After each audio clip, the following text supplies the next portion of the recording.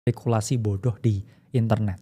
Melihat Bitcoin yang memiliki fungsionalitas tertentu pada saat itu, akhirnya orang-orang di forum ini memperjualbelikan Bitcoin. Sehingga akhirnya lahir exchange pertama Bitcoin di dunia yang namanya itu adalah bitcoinmarket.com. Itu adalah exchange yang memang dulu sangat sederhana ya, order booknya juga tidak secanggih sekarang, tidak otomatisasi seperti sekarang.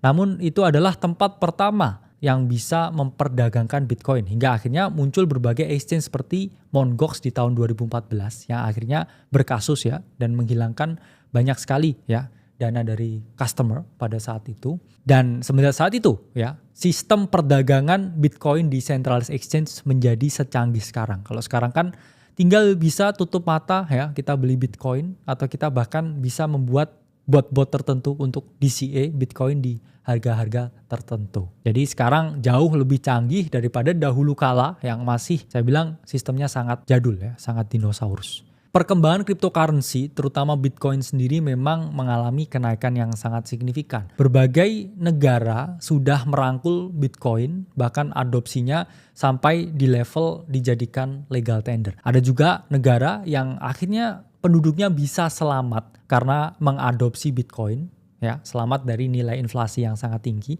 Atau ada negara juga yang masih skeptis dan juga masih marah dengan adanya Bitcoin itu sendiri. Tapi kita nggak bisa selamanya menolak perkembangan teknologi yang sangat masif ya. Karena menolak Bitcoin, menolak kripto, menolak blockchain ini sama saja dengan menolak internet pada tahun 90-an. Cepat atau lambat semua akan masuk dalam jaringan blockchain.